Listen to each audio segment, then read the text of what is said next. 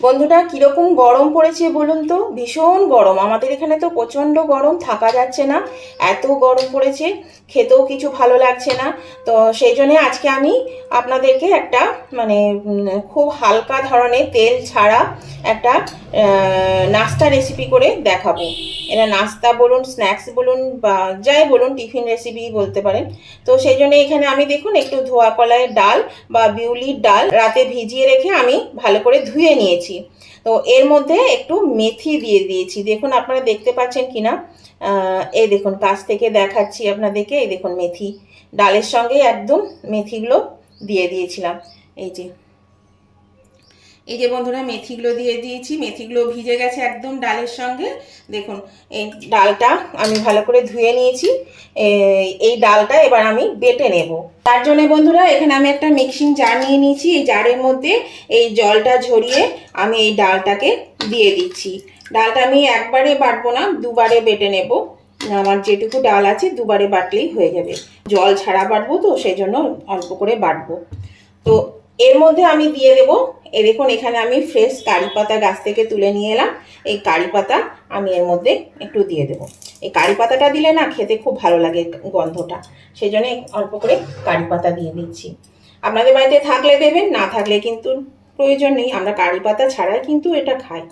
তো আমি সুমনা চলে এসেছি আমার রেসিপি ঝুলি থেকে একটা রেসিপি নিয়ে। আশা করি বন্ধুরা আপনারা সকলে ভালো আছেন, সুস্থ আছেন। আমার পরিবারে আমার সকল বন্ধুকে স্বাগত জানিয়ে আমি আজকের রেসিপি শুরু করছি। এটা ভীষণই খেতে ভালো লাগে বন্ধুরা, অবশ্যই কিন্তু বাড়িতে বানাবেন, আপনারাও বানান। কিন্তু আজকে আমি একদম ইউনিক পদ্ধতিতে আপনাদেরকে বানিয়ে দেখাবো, আর খেতে দারুণ টেস্টি হয়। তাহলে চলুন আমি এগুলো পেস্ট করে নিই। দেখুন বন্ধুরা, আমি কিন্তু এটা বেটে নিয়েছি। আর এটা দেখুন, আমি একদম কিন্তু মিহি পেস্ট করিনি, একটু খিচ করে রেখেছি। একটু খিচ করে রাখলে কি হবে, খেতে কিন্তু খুব ভালো লাগে। তো সেই জন্যই কিন্তু আমি একটু খিচ করে এটা রেখেছি। তো এবার আমি এটাকে খুব ভালো করে ফেটিয়ে নেব বন্ধুরা। আর এই যে হাত চামচ, এই হাত চামচের মতন কিন্তু কোনো কিছুতেই, যত দামি জিনিসই হোক না কেন, চামচই হোক না কেন, ভালো কাজ হয় না। এর মতন কোনো কিছুতেই কাজ হয় না। তো আমি এটাকে খুব ভালো করে এভাবে একটু ফেটিয়ে নেব। আর জল লাগলে পরে জল দিতে হবে, জল একটু তো দিতেই হবে।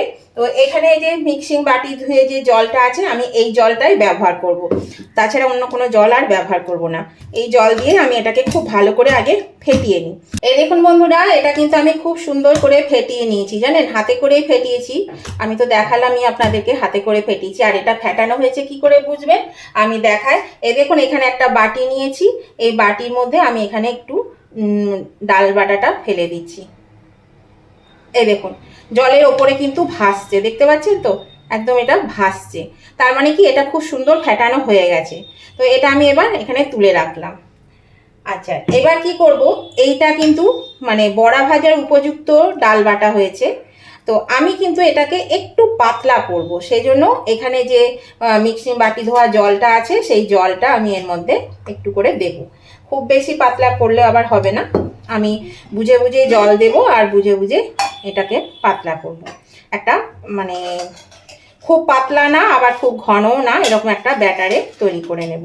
এই দেখুন বন্ধুরা, আমি জল দিয়ে এটাকে এইরকম একটা ব্যাটারে তৈরি করেছি। তো এবার আমি এখানে দিয়ে দিচ্ছি হাফ চামচ নুন।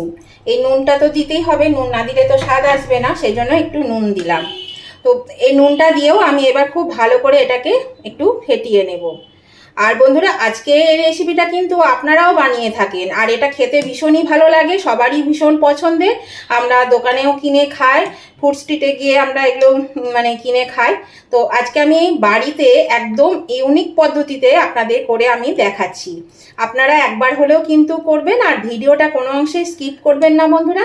তাহলে পরে কিন্তু ছোট ছোট টিপসগুলো কিন্তু আপনাদের চোখের আড়ালে চলে যাবে।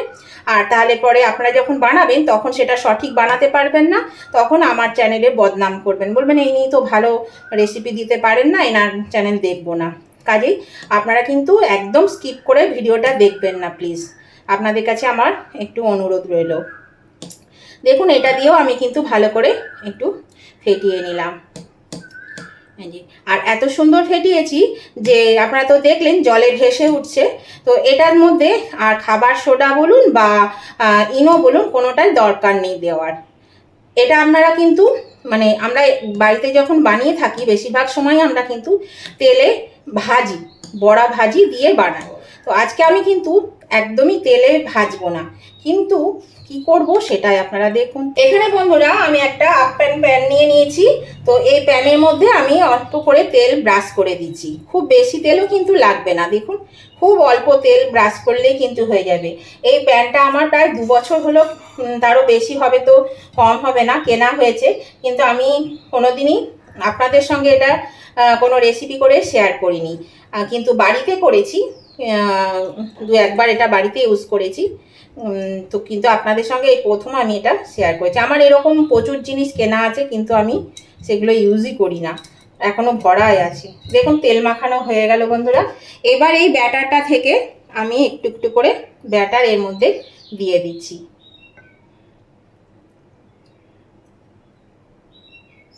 একবারে বেশি করে দিলে হবে না, অল্প করে ব্যাটার দিচ্ছি এখানে। দেখুন বন্ধুরা আমার প্রত্যেকটিতে ব্যাটার দেওয়া হয়ে গেছে। এটা আস্তে করে একটু শুকিয়ে দিলাম, তাহলে এটা সমান হয়ে যাবে। এবার আমি দেখুন এখানে কিছু কাজু বাদাম নিয়েছি। কাজু বাদামগুলো আমি অর্ধেক করে নিয়েছি, কোনোটা আবার 4 ভাগের 1 ভাগও নিয়েছি। এই কাজু বাদামগুলো আমি এর মধ্যে দিয়ে দেবো। এখানে কাজু বাদামের বদলে আপনারা কিশমিশ দিতে পারেন। আমার কিশমিশ খেতে ভালো লাগে না, সেই জন্য আমি এখানে কাজু বাদাম দিচ্ছি। কাজু বাদামও খুব একটা ভালো লাগে না, তবু কাজু বাদামটা খাই, কিশমিশটা একদমই আমার ভালো লাগে না। তো এখানে এই কাজু বাদামগুলো আমি সব এগুলোর মধ্যে দিয়ে দিচ্ছি ব্যাটারটার মধ্যে। দেখুন দেওয়া হয়ে গেছে। এবার আমি ওপর থেকে আরেকটু করে ব্যাটার এর মধ্যে দিয়ে দেব, এই যে, যাতে বাদামগুলো ঢেকে যায়, সেই জন্য আরেকটু করে ব্যাটার আমি প্রত্যেকটা খোপে খোপে দিয়ে দিচ্ছি। দেখুন বন্ধুরা আমি সবগুলোতেই ব্যাটার দিয়ে দিয়েছি। এবার একটু ঢুকে দিলাম, এটা তাহলে ঠিক মতন বসে যাবে, সেট হয়ে যাবে। তো এবার আমি এটা গ্যাসের চুলায় বসিয়ে দেব এই ঢাকা দিয়ে। দেখুন বন্ধুরা এদিকে একটা বাটির মধ্যে আমি জল দিয়ে দিয়েছি, আর এই জলের মধ্যে দিয়ে দিলাম 1/2 চামচ নুন। এই জলটা কিন্তু ফুটে গেছে। এবার আমি এটা নামিয়ে রাখছি, এক পাশে নামিয়ে দিচ্ছি। দেখুন বন্ধুরা এবার আমি এই আপ্যায়ন প্যানটা বসিয়ে দিলাম, আর এটা আমি ঢাকা দিয়ে দিলাম, আর আঁচটা আমি মিডিয়ামে দিলাম। আমি 10 মিনিট পরে দেখবো। বড়াগুলো হতে হতে বন্ধুরা এখানে আমি দই নিয়ে নিয়েছি, 500-600 হবে, কারণ আমি 1 কেজি দই আনিয়েছিলাম, তার মধ্যে খাওয়া হয়ে গেছে অর্ধেক, আর এই অর্ধেকের মতন একটু বেশি দই রয়েছে। দইটাকে আমি খুব ভালো করে ফেটিয়ে নিচ্ছি বন্ধুরা। এতক্ষণে আপনারা নিশ্চয়ই বুঝতে পেরেছেন যে আমি কি বানাতে চলেছি। হ্যাঁ, আমি আজকে আপনাদের একদম ইউনিক স্টাইলে দই বড়া বানিয়ে দেখাবো। তো এতক্ষণ তো দেখলেন বন্ধুরা, একটু নতুনত্ব লাগছে তো দই বড়া বানাতে। তাহলে দেখুন এই দইটাকেও আমি ভালো করে একটু ফেটিয়ে নিলাম। এর মধ্যে তো একটু জল দিতেই হবে, ততক্ষণ এই দইটা ফেটিয়ে নিই আমি। দেখুন বন্ধুরা এটা কিন্তু ফেটানো হয়ে গেছে। আমি এর মধ্যে সামান্য একটু জলও দিয়েছি, জল দিয়ে ফেটিয়ে নিলাম ভালো করে। আর এখানে আবার আমি 1/2 চামচ নুন দিলাম। এখানে প্রতিবারই কিন্তু আমি 1/2 চামচ করে নুন দিচ্ছি। নুনটা কিন্তু খেয়াল রাখতে হবে, নুন তো একটু লাগবে, এটা যেহেতু টক দই একটু তো নুন লাগবেই, তো সেই জন্য একটু নুন দিলাম। আর সামান্য এর মধ্যে দেব চিনি, এই 1 চামচ চিনি দিয়ে দিলাম, একটু স্বাদটা ভালো আসবে সেই জন্য। এবার চিনি দিয়ে নুন দিয়ে আমি এটাকে ভালো করে একটু ফেটিয়ে নেব। ফেটিয়ে নিয়ে একটু পাশে রেখে দিচ্ছি এখন ঢাকা দিয়ে। দেখুন বন্ধুরা আমি ফিরে এলাম, তবে 10 মিনিটও হয়নি, তার আগেই চলে এসেছি। দেখুন এগুলো কিন্তু হয়ে গেছে, দেখছেন তো, দেখুন হাতে লাগছে না। এবার আমি এর ওপরে একটু করে হালকা করে তেল ব্রাশ করে দেব, খুব হালকা, বেশি না, একদম হালকা করে একটু তেল ব্রাশ করে দিচ্ছি। দেখুন কি সুন্দর উঠে যাচ্ছে দেখুন। এবার আমি এগুলোকে একটু উল্টে দেব, এইভাবে একটু উল্টে দেব।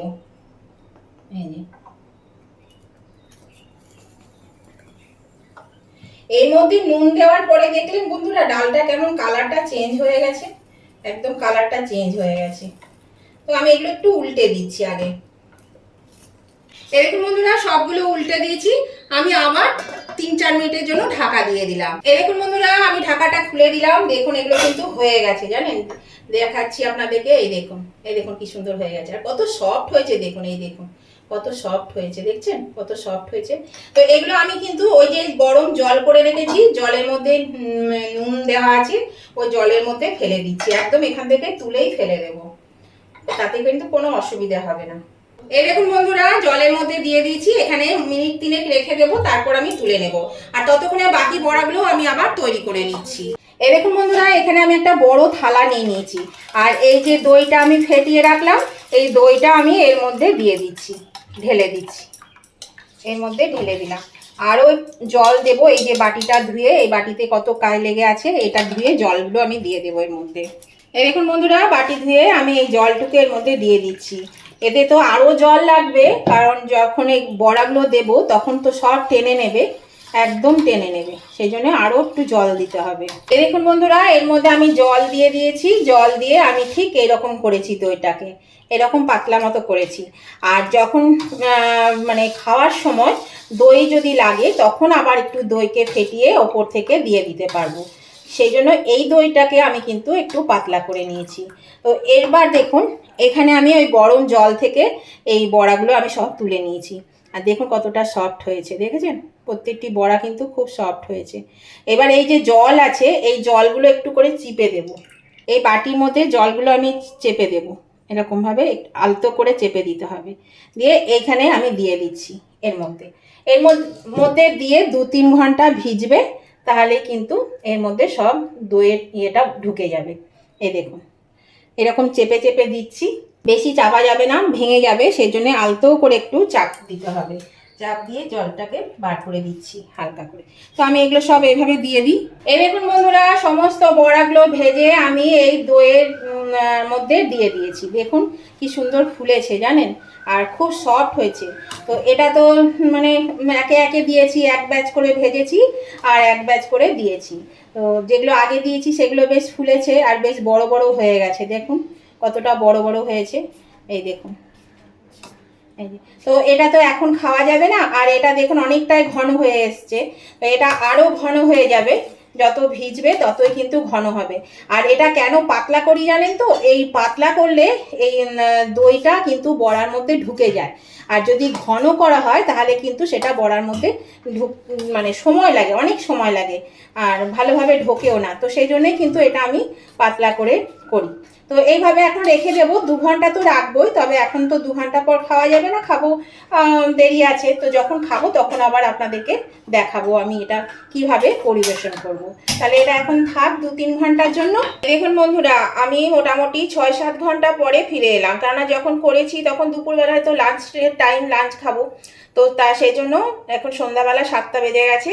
এখন দেখুন কত বড় বড় হয়ে ফুলেছে, দেখেছেন কি সুন্দর হয়েছে। আর এই দইটাও কিন্তু অনেকটাই ঘন হয়েছে, আর এই দইটা কিন্তু আমার একটু লাগে, কেননা সবাই বলবে দই দাও দই দাও, বিশেষ করে আমার ছেলে ওইটা খেতে খুব ভালোবাসে, সেই জন্য এটা আমি মানে বেশি করে দইটা দিই। তো এবার আমি একটা সার্ভিং ডিশে তুলে নিচ্ছি, দেখুন একটা সার্ভিং ডিশে তুলে নিই।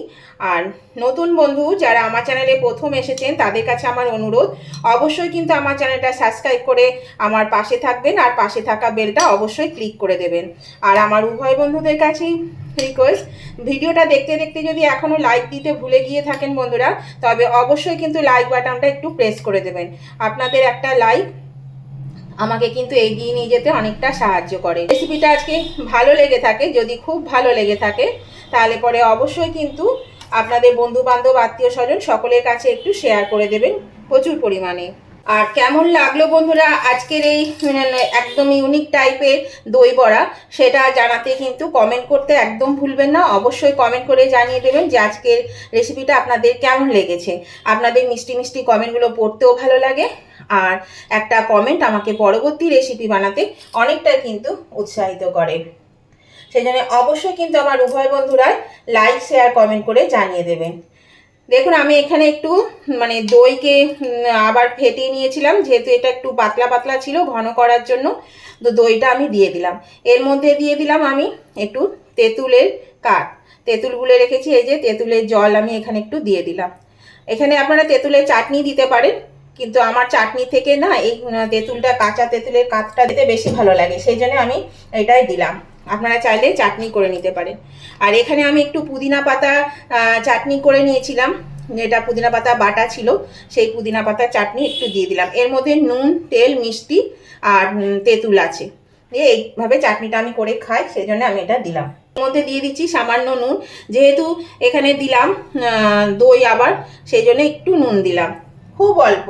আর দিয়ে দেবো বিট নুন, একটু বিট নুন দিলে কিন্তু এর টেস্টটা খুব ভালো হয়, সেই জন্য দিয়ে দিচ্ছি বিট নুন, পরিমাণ মতন একটু বিট নুন দিয়ে দিলাম। আর দিয়ে দিচ্ছি এখানে ভাজা জিরে গুঁড়ো নিয়েছি, ভাজা জিরে গুঁড়ো আমি এর ওপর থেকে একটু দিয়ে দিচ্ছি।